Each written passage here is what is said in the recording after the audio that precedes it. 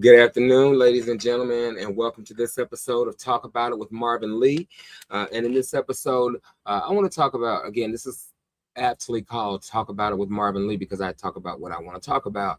But in this episode, I'm asking the question, has the media created two different WNBA realities? Again, so in this particular episode, what I want to talk about and why I'm talking about this is, I'm a fan of basketball, but I especially am a fan of women's basketball. One of the reasons being is because I graduated from the University of South Carolina, where Dawn Staley is the head coach. I've been watching the WNBA for quite some time.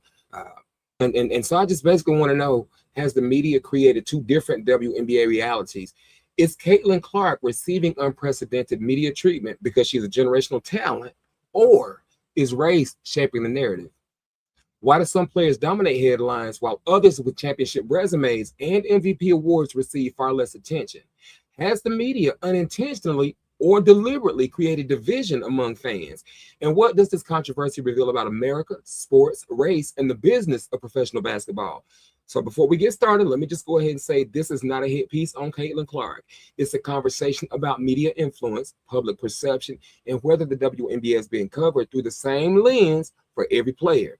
No shouting, no cancel culture, just the questions many people are already asking, but few are willing to discuss honestly. So, do you believe the media has a bias in how it covers the WNBA? Join me in the conversations and comment. And first off, what I want to know, the first question I want to ask is, what makes this conversation so emotional? In other words, why does the mention of Caitlin Clark immediately divide people into opposing camps? And is this really about basketball, or has it become something much bigger? And in my opinion, anything that I say again is only my opinion. I am not trying to do a hit piece on anybody. These are my thoughts and my opinions. So for me, with the mention of Caitlin Clark, it's a little unfair the way I see it, because the media has created this narrative as I see it. The media is the problem that Caitlin Clark has. Now, for me, Caitlin Clark, she has come along. Nobody's denying that she's a generational talent, but I've heard it said that Black players have problems with her because she's white. That is simply not true. That is the narrative that the media is putting out to create clicks, to attract viewers, and all these other things. And saying that Caitlin Clark is the face of the WNBA.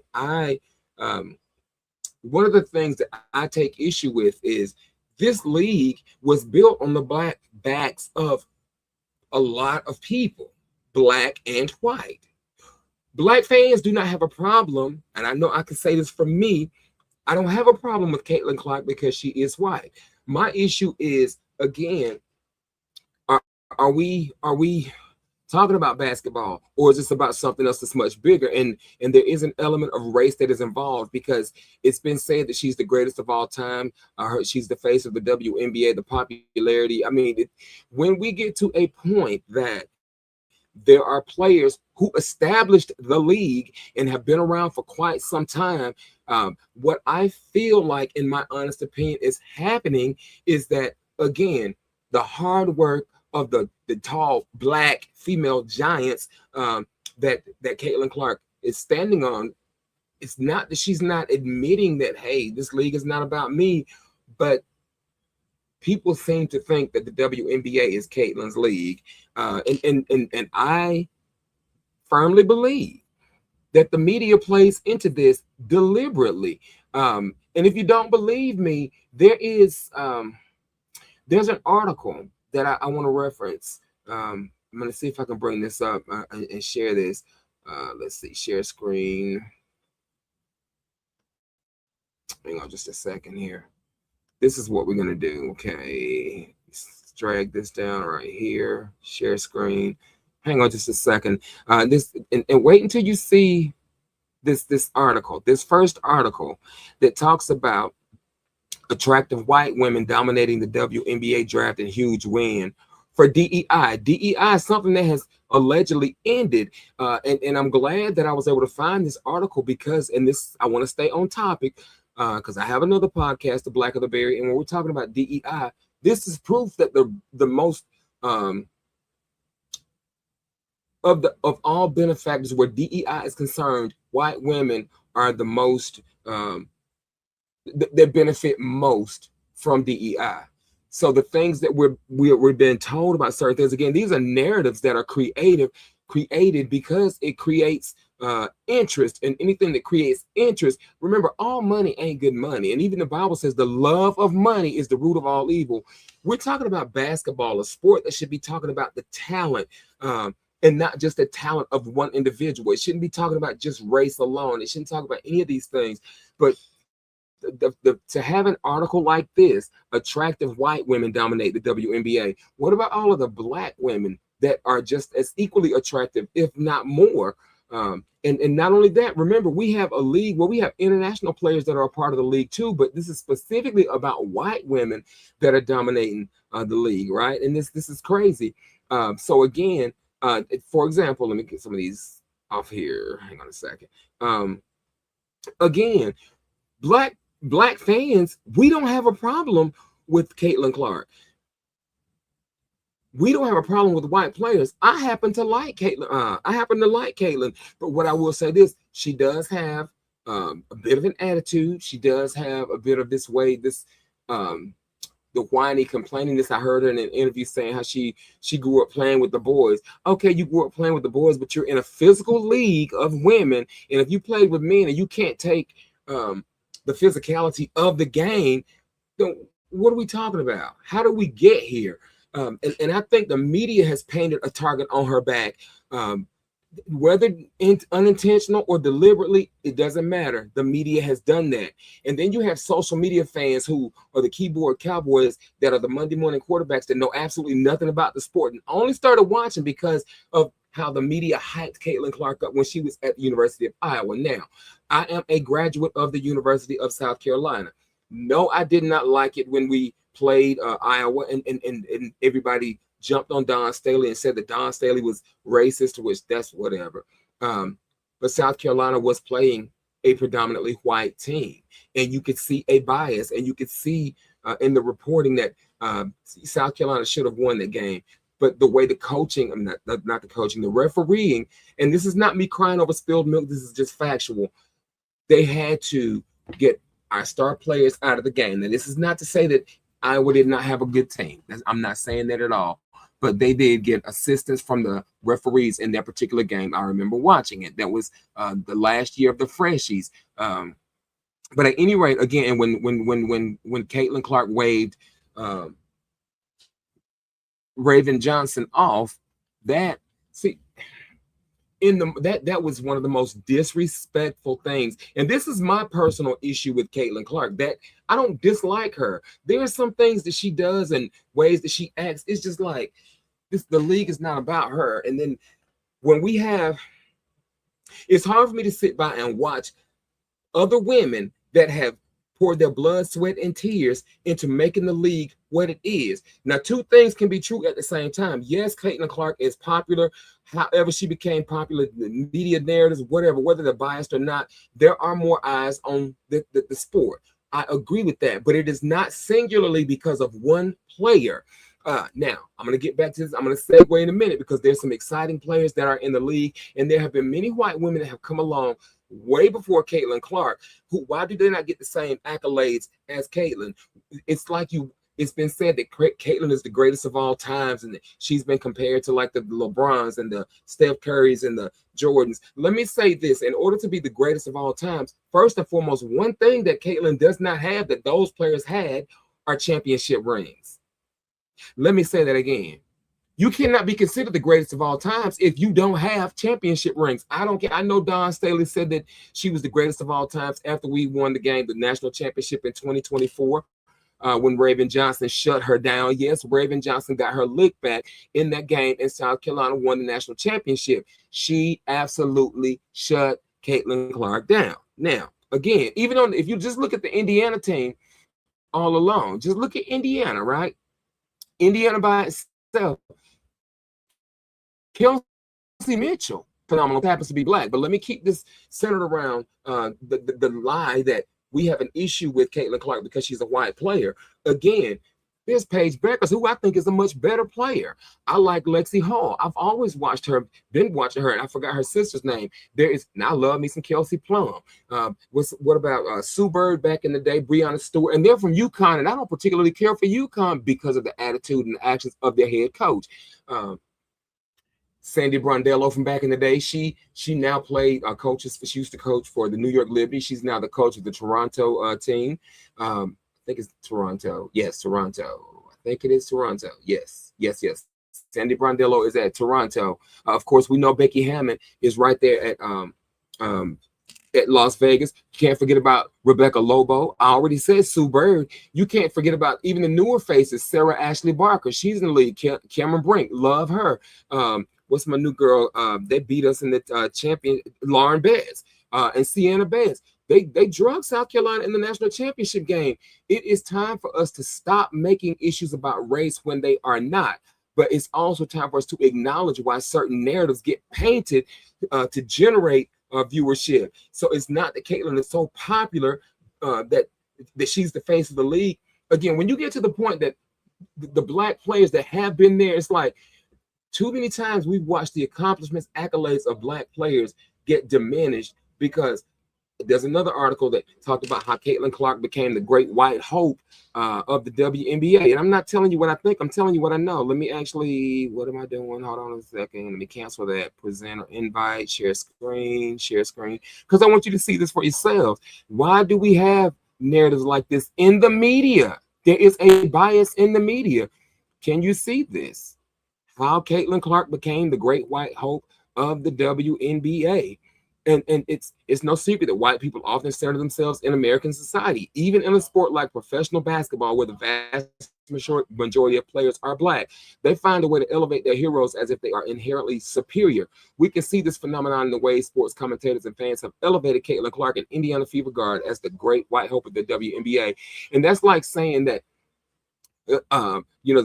Transportation Safety Board, National Transportation, whatever, they create the interstates. I can't get to where I'm going had it not been for the actions that they took, right? So they created these highways all of a sudden just because I'm driving on the highways, I'm popular. Am I responsible for this? No. So the way the media has propped Caitlin up, the media has inadvertently, and I don't know, I'm not even going to say inadvertently, the media has propped her up and painted a target on her back. Yes, this is a physical sport, and warranted or not,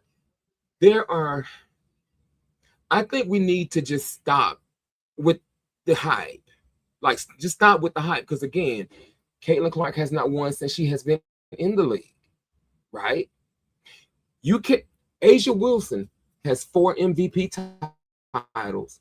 Asia Wilson has 3 WNBA championship rings. Not 1, not 2, 3. Not 1, not 2, not 3, but 4 MVPs awards. And let's not talk about the defensive player that she is, and with her own shoe line, which, when Caitlin Clark had a shoe when she was coming out of Iowa, and of course, Asia had a shoe, but she couldn't talk about it. And there was a lot of hype around that because, yes, a lot of people were rightly upset because you're diminishing and dismissing the accolades, the accomplishments, and the talent of Black players while hyping a white player at the same time.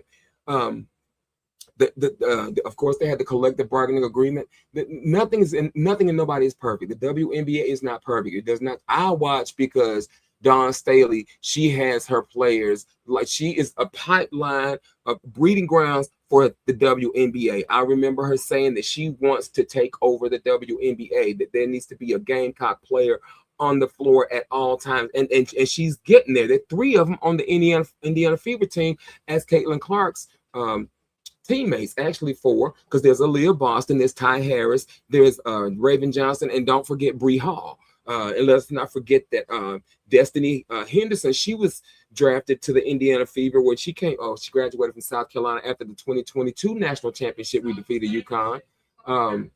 It's crazy because I just got distracted. But anyways, and then, of course, we got Leticia Ami here with Golden State Valkyries. We got Medina Okot, Tahina Papa, and Alicia Gray with the Atlanta Dream. Who else we have? We have Sanaya Fagan that got waived from the Sparks, where Tanaya Latson was just picked up, but Sanaya Fagan got picked up with Portland Fire. We got we got Zaya Cook playing for Seattle. Who else do we have?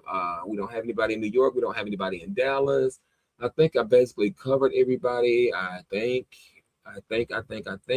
But the point that I'm making is this: I've been watching, and I know a lot of other South Carolinians that watched the WNBA because of players like that. Now, in terms of you have to be living under a rock if you don't know who Caitlin Clark is. And part of it is, has she earned her attention through her talent alone? Or is it because the media has tried to prop her up, or the white media, white biased media, wants to prop her up to be the great white hope? You guys saw the article. I just read it. What accomplishments explain why so many people are following her? Because again, she does not have any championship rings on any level to this point. No championship rings. She may have won gold medals with the USA team, but again, this is a team sport, and you have to be careful when you take one individual and elevate them to a place of like this dominance, something that clearly she's not. But at any rate, there's nothing wrong with celebrating a superstar, in my opinion. And sports leagues, I feel, should market their biggest stars, but we have to be cautious and careful how we do this. Because again, it's in my opinion, it is not fair. Everyone is not being covered equally. Olivia Miles, she's in contention for the Rookie of the Year. I mean, came out of TCU. She played for Notre Dame with Coach Neil Ivy, I think it's her name. But anyways, Olivia Miles, that girl is a beast. She is a beast. You got, again, Paige Beckers. She's a white player out of UConn. I think, in my opinion, Paige Beckers is a much better complete player on both sides of the ball than Caitlin Clark. But why is Caitlin Clark being elevated and Paige Beckers is not? And again, I even heard another journalist, and this was just the most asinine thing I had heard. And it was a female journalist, a journalist who happened to be female and black, who was advocating for Caitlin Clark, but in so doing was denigrating some other black players. Is it because and maybe she was just asking her question and I just heard it wrong because I've been dealing with my own stuff lately. I mean, I think I've been PMS, and I'm just gonna be honest. But anyways, her question was, is it because the league is predominantly gay and predominantly black, and then Caitlin Clark, she's white and not gay? Like, really? You really went there? Like, there's no journalistic integrity in that. Like, it's just foolishness is what it is, in my opinion.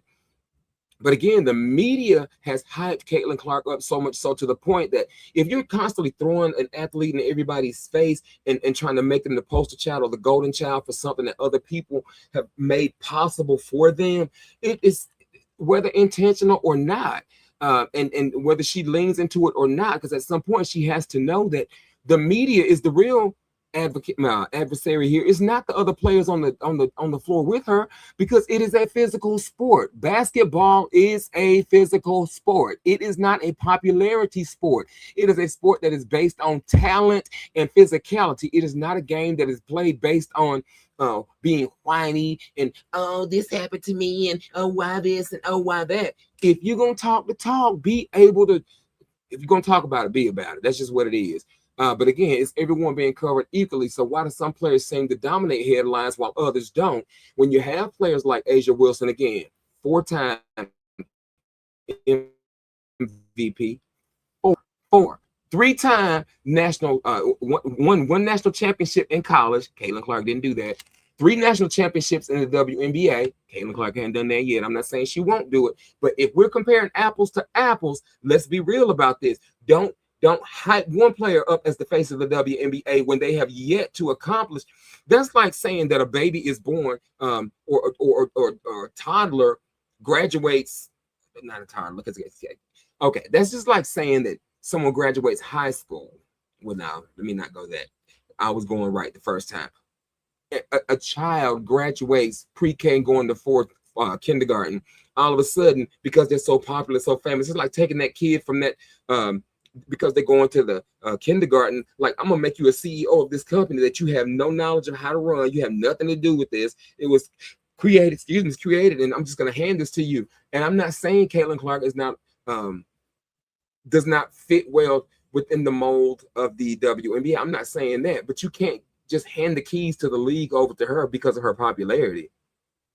Because that makes absolutely no sense. And this, one of the questions I wanted to ask is, what role does the media play in shaping public perception? In my opinion, the media simply does not report the news, and the media does decide whether, they decide which stories become the news because they have a narrative. The narrative drives the interest, and the interest drives the viewership ratings. This is what they're looking for, and when we have a divisive society such as what we have now, it is so crazy. It's like, you cannot look in Caitlin Clark's direction without mostly MAGA and these new mainstream bandwagon fans because of the name, and because you got a generational talent in Caitlin Clark. And yes, the girl can shoot logo threes, the side step three, phenomenal. But none of that matters if you don't. The greatness doesn't matter to me if you don't have a championship to your name. If you don't have accolades in terms of you got the rookie of the year, yes, you were the #1 overall pick when you came out, yes, fine. But you've been hurt quite a bit, and it's not because everybody's roughing you up, baby. You got to come ready to play. Whininess does not cut it. You got to play, and at the end of the day, humility goes a longer way in anything. As opposed to arrogance. And again, the wave off of Raven Johnson, but I was so glad that Raven Johnson was honest enough to lean into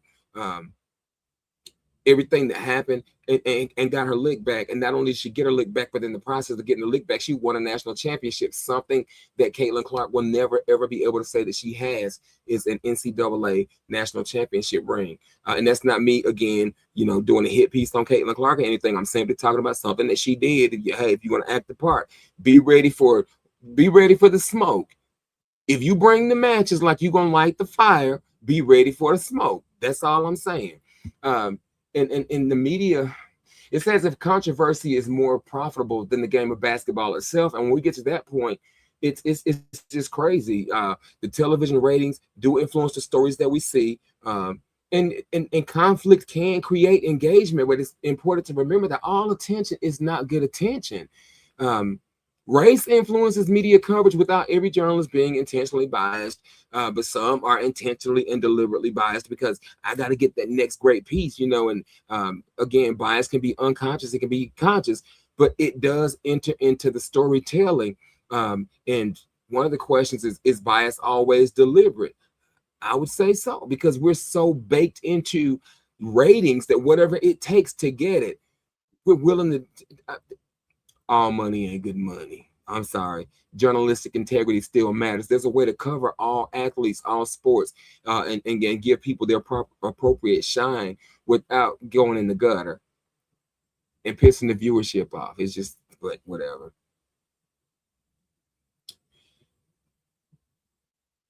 There's a question: why has race become part of this conversation? And again, race has become a part of this conversation. It always has been. It seems like the accomplishments of Black women, in my opinion, are the most degraded demographic that there is. So anytime that I see these things, naturally speaking, don't tell me I can't be sensitive. Yes, I'm sensitive, and I'm going to be sensitive to certain things. That's where empathy comes in. You have to be sensitive to a thing to become empathetic in that regard, to understand it. Now, do I let my sensitivities drive my emotions, or my emotions drive the outcome of what I think or what I feel? I mean, I'm sure there's a little bit of that in there, but at the end of the day, I'm still a logical and a rational, not irrational, but a rational person. And there are concerns that Black players should have, and longtime WNBA and WNBA fans should have also, and they should be able to express those because a lot of us believe that the league's pioneers aren't receiving enough recognition. Yes, Caitlin Clark has gotten a lot of flack since coming to the league, but think about why that is. The media narratives. They feed the red meat to the ravenous base, which a lot of are MAGA, and it does get into this whole white people. Kate, why do we have a piece talking about Caitlin Clark being the great white hope of the WNBA? Baby, that diminishes the accomplishments of the Isaiah Jameses and the what is her name? What is her name? She was at LSU with Angel Reese. She plays for the Connecticut Sun. But anyway, she's a beast. Anissa Morrow. She's a beast. You got I just told you about Olivia Miles. We got Hannah Hidalgo. She's still in college, but she's going to be coming into the league. The league is full of talented players. Caitlin Clark is not the only generational talent that there is, and we have to be careful when we start labeling people generational talents or whatnot, because she's not the only one. AZ Fudd is good. She's from UConn. Don't like UConn, whatever. But there are other players. I like Sarah Ashley Barker. She came from Alabama. I like Anat. What's her name? What is her name? Aaliyah Nye. She played for. She was drafted from the University of Alabama. She played for the Las Vegas Aces. Love her. There are other players who are some. I'm drawing a blank, but there's so many. It is not fair to say that Black fans have a problem with Caitlin Clark because she's white, because that is not true. There is a history of white women being in the league, and they've been welcomed. They have been embraced. One thing that Black people always do is we always embrace people. We celebrate them. We talk on stuff, and we keep it pushing. That is what it is. So again, I believe that when you try to prop one player up, you try to make one player's light shine brighter, or you diminish one person's flame to make somebody else's brighter. You as an organization, you as a business, you have to understand there's going to be some backlash, because people are passionate about what they're passionate about. Some sensible, some just not. But the conversation needs to stay centered around something meaningful and thoughtful, and understand that a lot of this division is centered around current events in America. And one of the questions that I was looking at is, what does this debate reveal about America? It reveals that America is divided, and it reveals that Black people, in my opinion, this is my opinion, Black people have been dominant. We dominate in anything that we do. It doesn't matter what the sport is. It just is what it is. That's just a fact. You can call me racist for saying that, and you need to understand what racism is before you start saying things like that. Like, Marvin's racist. No, he's not. I can have prejudices and I can have biases, but it is impossible for me to be racist, because it is about a system of power. We're not gonna talk about that. That's the black or the baby. But anyways, I said all that and I forgot where I was going with that. But America is so divided that anything that causes or elevates or points to white supremacy or superiority or entitlement, there are a group of white people that will latch onto that and celebrate it like it's Thanksgiving for them, like it's Christmas. They just got a gift at Christmas morning. They're so happy, whatever. And it's crazy. But sports do often reflect broader cultural conversations. And with basketball, we're not exclusive in anything that we've ever done. That's the funny thing about Black people. We've never had private clubs like the golf courses, the golf clubs, members only, to keep those out that we don't want. We've never been like that. We always embrace people. And when you come in, hey, you can come to the party, come to the house that I built, but don't come in trying to take over my house. If my name is on the deed of trust, don't come over here thinking you running nothing, because that's not how we do this. And then you have a media that deliberately or not intentionally, they create these biases and they run with it. And then they cry victim. They have players that cry victim to a set of circumstances that the media is creating. And the media is sitting there laughing all the way to the bank, making money. And then you got the foolish ones that are sitting behind the keyboard somewhere, thugging it out, trying to be, in the know about everything, whatever. But moving forward, can we celebrate Caitlin Clark without diminishing other players? And that's a very important question. Can we celebrate Caitlin Clark without diminishing other players? And I say yes, but if you want respect, shut up, play the game, get some championship rings under your belt, and I'll respect you more. But the whining is it just isn't for me. It just isn't that. It doesn't do it for me.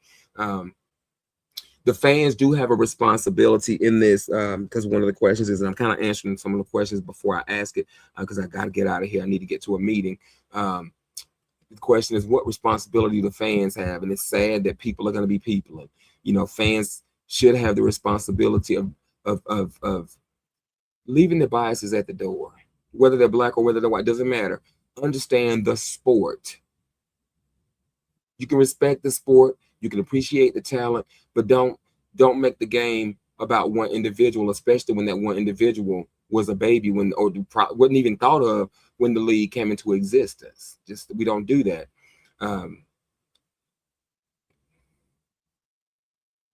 And I hope I didn't want to come on here and speak too long about too much. But one thing I do want to know is, what if this debate is not about it's not about Caitlin Clark? What if it's not about Caitlin Clark? What if it's really about who gets to shape the narrative, which we already know, and that's the media, because they're making money at her back. She gets roughed up by another player from an opposing team, and her fans get all upset. But what about the media, who's basically exploiting her? Just saying. How do we recognize excellence while also asking whether everyone is being covered fairly? If it's good for one, it should be good for all. If you're going to cover one, cover all. Because again, Caitlin is not the best to do it. Just saying. You can argue at me if you want to. I don't care. This is not a hit piece on Caitlin Clark. These are my thoughts, my opinions, and I can do that because it's called Talk About It with Marvin Lee. And this is what I'm talking about. If you don't like it, watch another podcast. Are we reacting to facts or to the stories that we've been told? So again, it's important. That's one of the responsibilities of the fans. We need to have the facts, not fiction, not narrative, facts.